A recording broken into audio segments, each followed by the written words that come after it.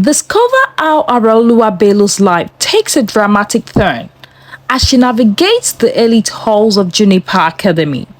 From the warmth of old friendships to the allure of the mysterious Sinister Sisters, will Araoluwa find a place or be lost in the shadows? But beware, not everything is as it seems. Secrets lurk behind the ivy-covered walls, and Hara's quest for acceptance might lead her into unexpected dangers. Will she uncover the truth before it's too late? Araoluwa Bello was born into a middle-class family in the bustling city of Lagos. Growing up, she basked in the warmth of friendship, accolades, and the comfort of familiarity. She was the golden girl at a previous secondary school, known for her academic excellence and vibrant personality.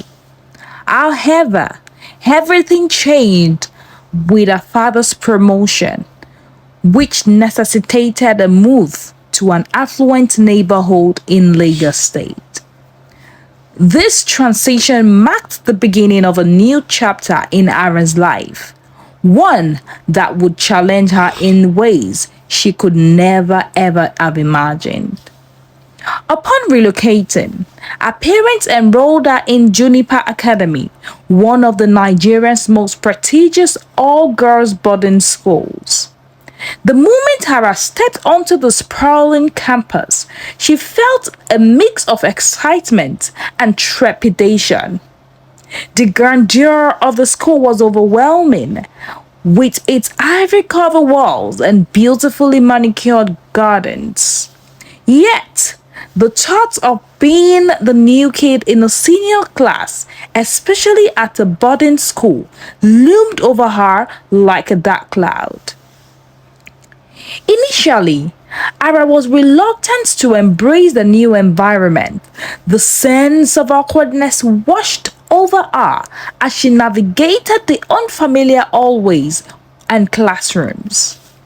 However, her apprehension began to dissipate during a tour led by the principal, who spoke passionately about the school's rich history and the opportunities it provided.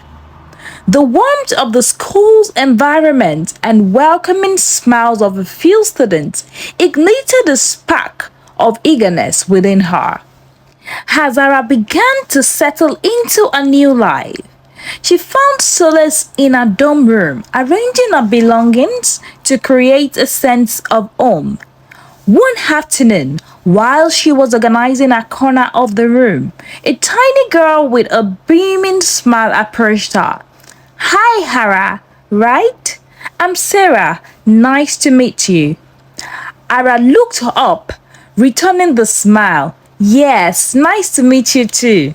From that moment on, Sarah became Hara's confidant and guide, ensuring that she felt at home in a place that initially felt foreign. Sarah introduced Ara to the various clubs and activities, and soon Ara began to feel a sense of belonging. One day, during recess, while the girls lounged and gisted, an abrupt hush fell over the courtyard. Araoluwa turned to see three stunning girls, the infamous Sinister Sisters, walking in.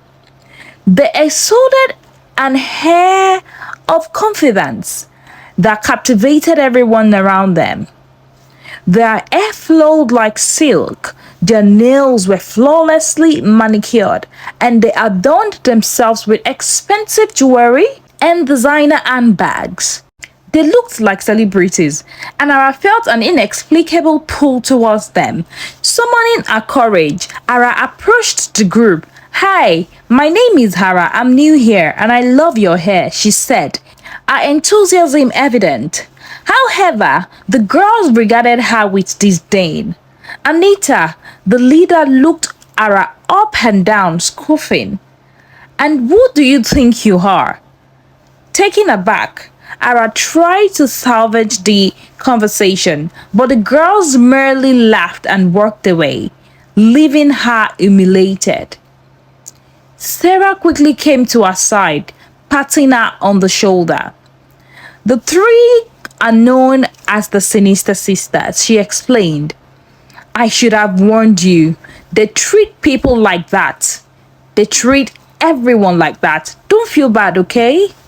Despite the embarrassment, Ara felt drawn to the allure of the Sinister Sisters. Over the next few days, she made several attempts to befriend them, ignoring Sarah's warning.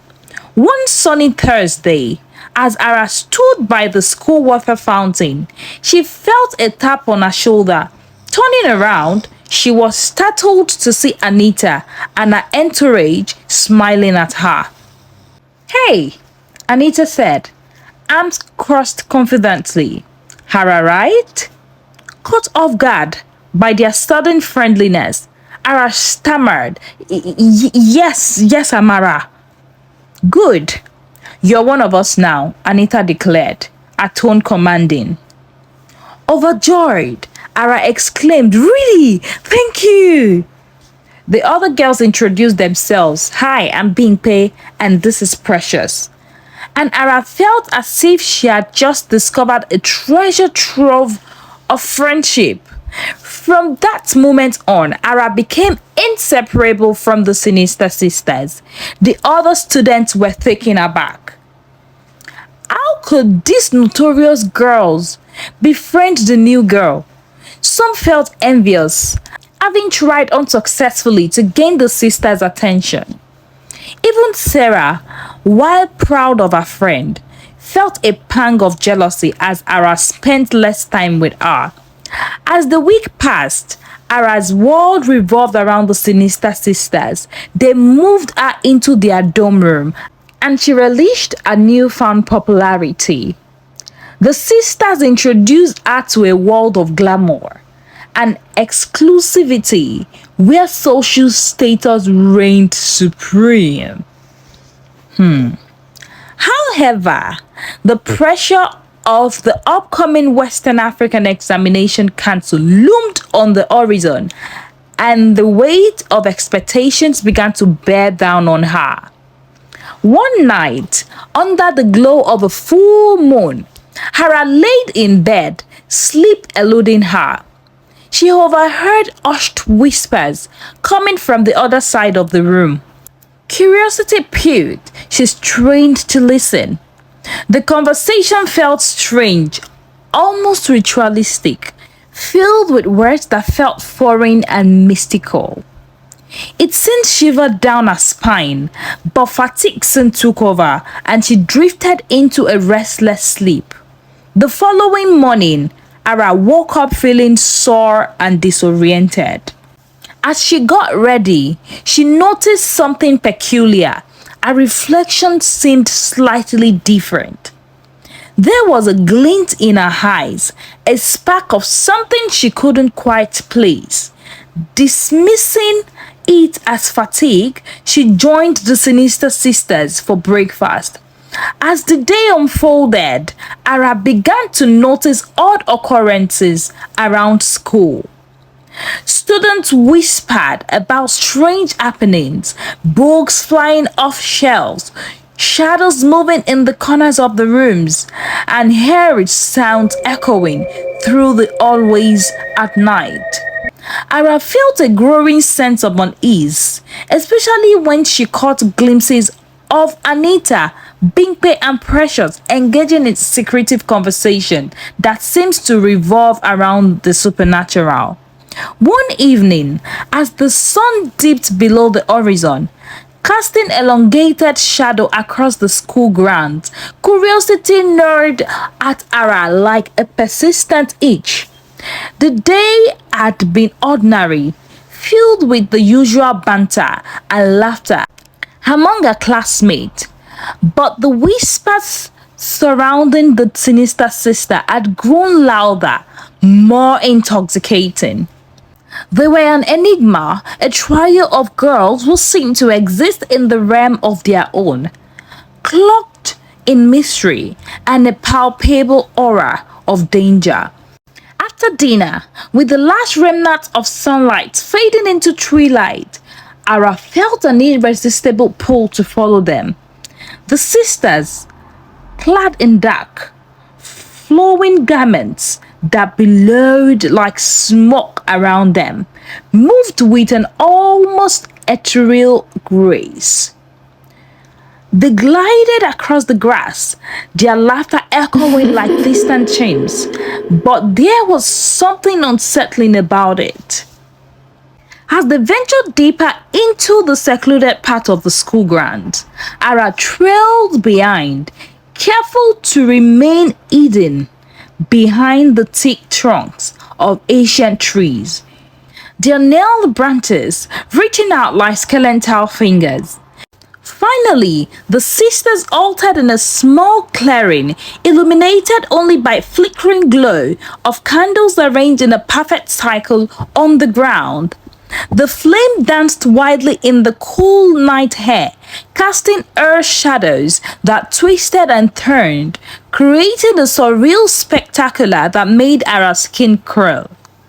The scent of damp earth and something sweet yet rotting filled the nostrils, making her stomach churn. She peered from her hiding spot, heart pounding in her chest as the girls knelt before the circle, their faces illuminated by the candlelight, revealing expressions that were both serene and sinister. With bated breath, Ara listened as the girls began to chant. Their voices melded together, rising and falling in a haunting melody that seemed to resonate with the fabric of the night. The words were foreign, ancient, and filled with an energy that made the hairs on the back of their necks stand on end. As they chanted, the air around them thickened, crawling with an electric tension that sent chills coursing through Ara's veins. She could feel the ground beneath her feet thrum with an unsettling rhythm, as if it were alive, breathing and aware of her presence. Panic surged through her, urging her to turn and flee, but an inexplicable force held her in place, drawing her closer to the ritual. The flickering candlelight illuminated fleeting glimpses of their faces, eyes closed in concentration, lips moving with fervor, and an otherworldly beauty that was both alluring and terrifying. In that moment, a vision flashed before our eyes, a swirling vortex of power, beauty, and darkness intertwined, beckoning her with promises of strength and belonging.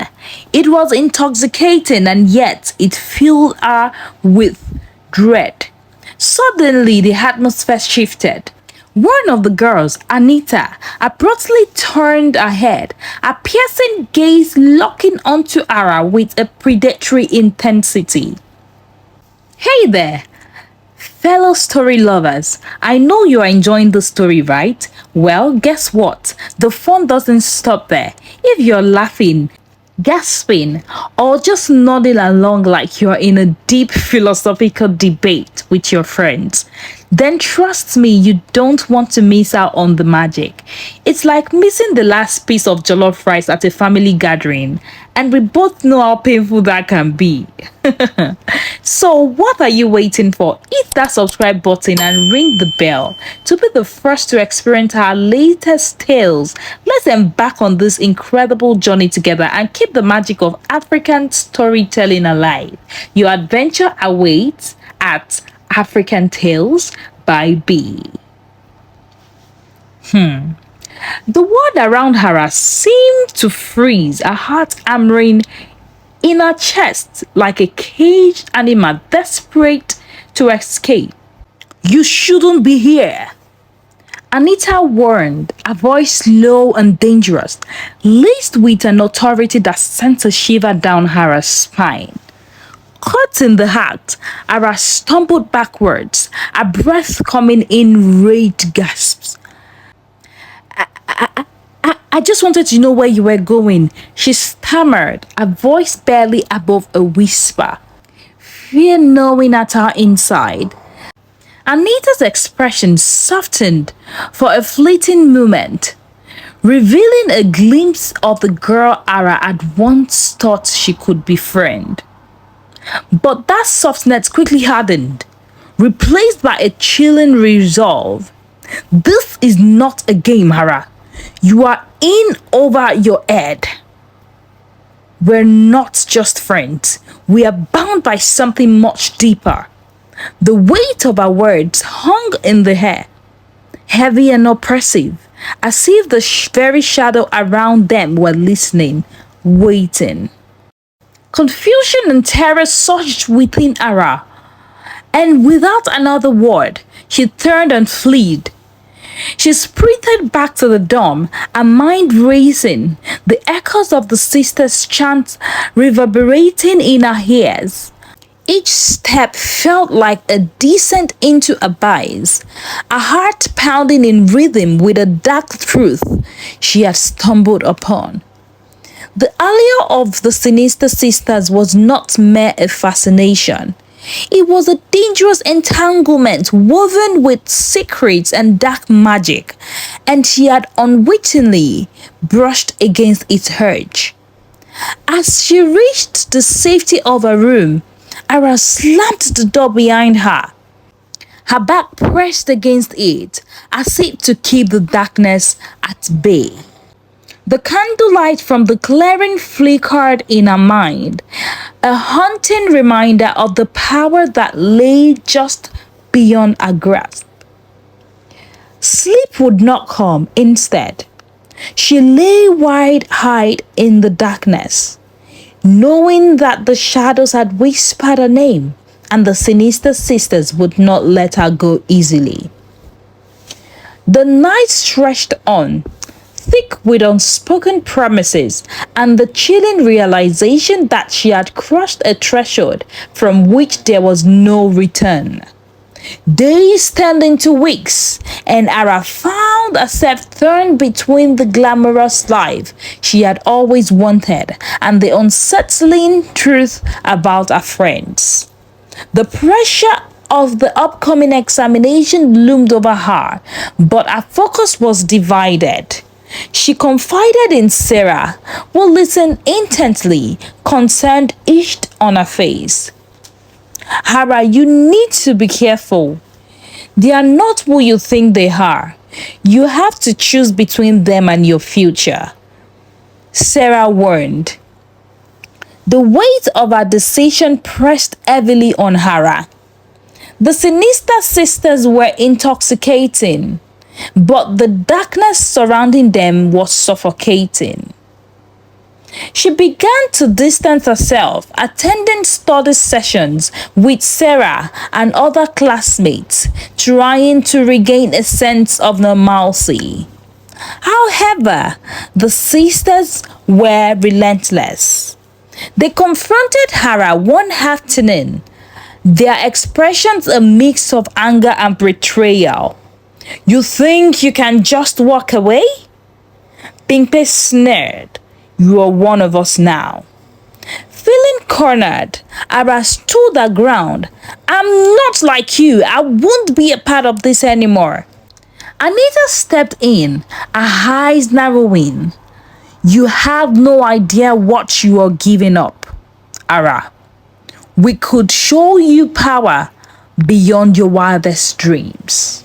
But Ara shook her head, determination flooding her veins. I want a life of my own, not one built on fear and manipulation. In that moment, she realized that true friendship was not about glamour or popularity, but about support and understanding. The Sinister Sisters may have offered her a taste of power, but it was Sarah who had shown her the value of loyalty and genuine connection. With newfound clarity, Ara walked away from the Sinister Sisters, leaving behind the allure of their world. The path to a future was uncertain, but she was ready to embrace it one step at a time. As the Western African Examination Council approached, Ara poured herself into her studies, determined to succeed on her own terms. She learned that the true magic of Juniper Academy lay not in dark arts, but in the strength of her own character and the bonds she forged with those who truly cared for her. However, the Sinister Sisters were not willing to let Ara go so easily. One fateful night, as the moon hung high in the sky, they confronted her in the courtyard. Shadows danced around them, and hair crackled with tension. "Do you really think you could just abandon us?" Anita hissed, her voice dripping with venom. "You're hers, Ara. You cannot escape what you've become." Ara's heart raced, but she stood tall, refusing to back down. "I am not yours. I am my own person, and I refuse to be part of your twisted games." Bimpe and Precious flanked Anita, their expression dark. "You think you can deny us?" Precious sneered. "You have no idea what we are capable of."